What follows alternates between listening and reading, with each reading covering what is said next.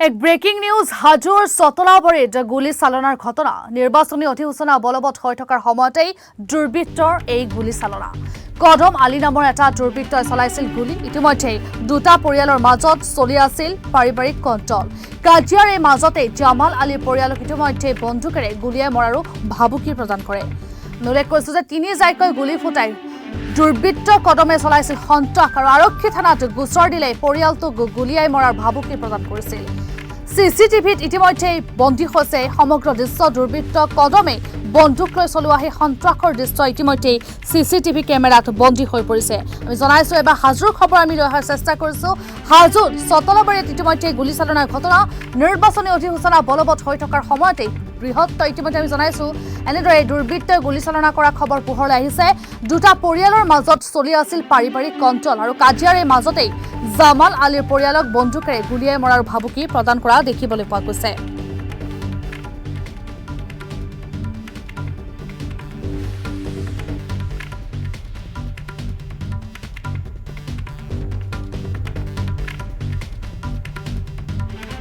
দেখুৱাইছো আৰু এনেদৰে চিচিটিভি কেমেৰাত বন্দী হৈছিল সন্ত্ৰাসৰ সমগ্ৰ দৃশ্য আমি ইতিমধ্যে জনাই গৈছো সবিশেষ হাজোত এই ঘটনা সংঘটিত হৈছে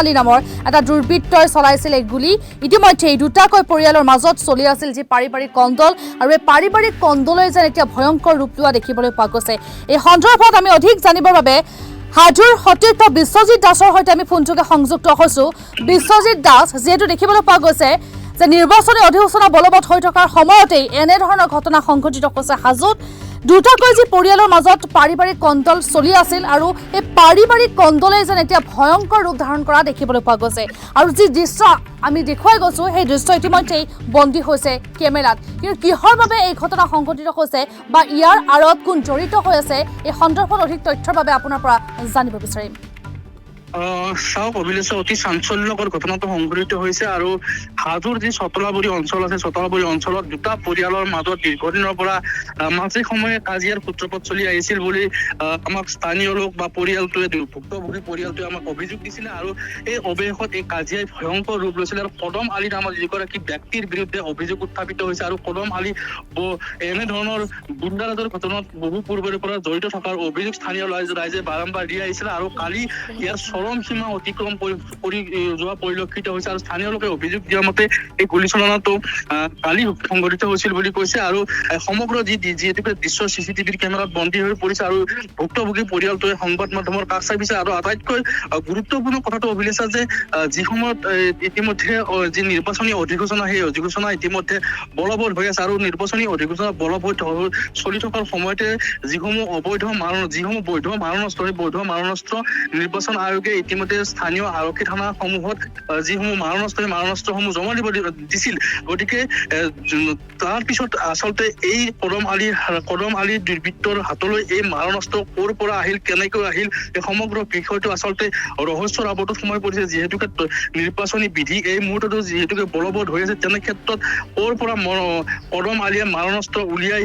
তাত মুকলিভাৱে সন্ত্ৰাস চলাবলৈ পাৰিলে তাক কোনে অধিকাৰ দিলে সেই কথাটো আচলতে আৰক্ষীৰ দৃষ্টিগোচৰ হৈছে নে নাই এই মুহূৰ্তত আটাইতকৈ গুৰুত্বপূৰ্ণ বিষয় যিহেতুকে পৰিয়ালটোক কদম আলী নামৰ যিটো দুৰ্বৃত্ত মাৰণাস্ত্ৰ লৈ মুকলি ভাবুকি দিছে সেই পৰিয়ালটোক আচলতে যদিহে আৰক্ষীৰ ওচৰ চাপে তেতিয়াহ'লে গুলীয়াই মৰা যিহেতুকে ভাবুকি দিছে আৰু ভীতিগ্ৰস্ত হৈ পৰিয়ালটোৱে আৰক্ষীৰ ওচৰ চাপি ল'বলৈ এই মুহূৰ্তলৈকে যি মুহূৰ্তত আমি বাতৰি সম্প্ৰচাৰ কৰি আছো এই মুহূৰ্তলৈকে আৰক্ষীৰ ওচৰ চাপিবলৈ এই পৰিয়ালটো সাহস কৰা নাই আৰু সাংবাদিক হিচাপে আমি খবৰটো পাইছিলো আমি খবৰটো পাই তৎক্ষণাত সেই ভুক্তভোগী পৰিয়ালটোৰ আমি বাসগৃহত উপস্থিত হৈছিলো সমগ্ৰ ঘটনা তেওঁলোকে আচলতে ভয়ে ভীতিগ্ৰস্ত হৈ ভয়ে আচলতে সাংবাদিকৰ আগত আচলতে সমগ্ৰ ঘটনা কৈছে আৰু চিচিটিভিৰ যিটো ফুটেজ সেই ফুটেজটো আমাৰ হাতত অৰ্পণ কৰিছে আৰু সেই দৃশ্য এই মুহূৰ্তত আমাৰ টেলিভিশ্যন স্ক্ৰীণত দৰ্শকসকলে দেখুৱাই আছে, দেখিবলৈ পাইছে। গতিকে অতি চাঞ্চল্যকৰ ঘটনা যে গুলীচালনাৰ ঘটনা নিৰ্বাচনী বিধি বলবৎ হৈ থকাৰ সময়ত হাজো গুৱাহাটী মহানগৰীৰ পৰা মাত্ৰ কিলোমিটাৰ মান দূৰত আচলতে এই ঘটনাটো সংঘটিত হৈছে। সমগ্ৰ ঘটনাই আচলতে চাঞ্চল্যৰ সৃষ্টি কৰি ইয়াৰ পিছত আৰক্ষীয়ে এই মুহূৰ্তলৈকে কিন্তু যিটো কদম আলীৰ যিটো মাৰণাস্ত্ৰ যিটো চিচিটিভিৰ ফুটেজত এই মুহূৰ্তত বন্দী হৈছে, সেই মাৰণাস্ত্ৰ কিন্তু এই মুহূৰ্তলৈকেও আৰক্ষীয়ে আচলতে কৰায়ত্ব কৰিবলৈ সক্ষম হোৱা নাই। আচলতে সমগ্ৰ বিষয়টো ৰহস্যৰ আৱৰ্তত সোমাই পৰিছে।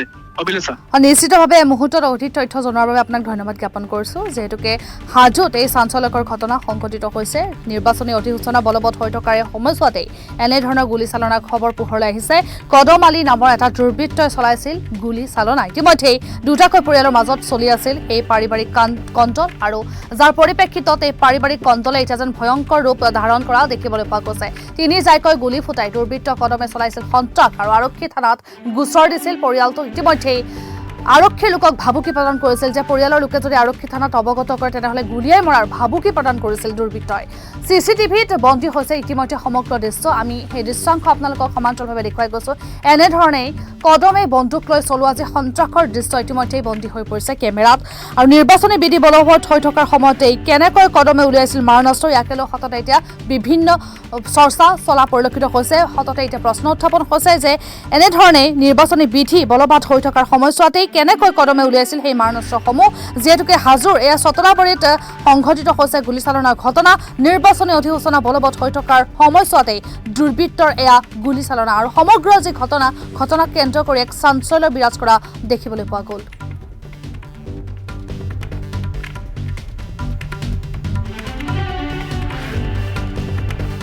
ঘটনাটো মানে কদম নামৰ মানুহ, তেওঁ বন্দুক লৈ আমাক মাৰিব আহিছে। কদম আলী তেওঁৰ ঘৰ খপনিগুছি, হাজো থানা। তেওঁ মানে আমাক মাৰিব আহি কিনে ধমকি দিছিল। পাৰিবাৰিক কন্দলত কিবা হেৰি চলি আছিল। তেওঁ মানে বন্দুক লৈ আমাক মাৰিব আহিছে। মাৰিব আহি কিনে তিনিটা গুলি ফুটাইছে তেওঁ বন্দুক লৈ। কদম তেওঁ গুণ্ডা হয়। আগতো মানে আমাৰ ফালৰ পৰাই মানে 40,000 টকা লৈছিল ভাবুকি দি কিনে, আৰু এতিয়া বৰ্তমান 5 লাখ টকা ডিমাণ্ড কৰি আছে যে 5 লাখ টকা দিব লাগে, তেতিয়াহে মানে আমাৰ নহলে গুলিয়াই মাৰিব মানে ভাবুকি দি আছে। বন্দুক লৈ আছে মানে অধিসূচনা চলি থকাৰ মাজতে তেওঁ বন্দুক ক'ত পালে এইটো আমি মানে তদন্ত মানে কৰি কিনে বস্তুটো হেৰি চাব লাগে আৰু যে তেওঁ বন্দুক কোনে দিলে। মানে আমাক কি প্ৰমাণ আছে? চিচিটিভিৰ ফুটেজ আছে, ভিডিঅ' আছে। তেওঁ বন্দুকটো ক'ত পালে মানে এইটো আপোনালোকে তদন্ত কৰি কিনে বস্তুটো মানে জব্দ কৰিব লাগে, নহলে আমাক মানে গুলিয়াই তেওঁ মাৰিব বুলি মানে ভাবুকি মানে দিছে আৰু অলৰেডি মানে মাৰিব।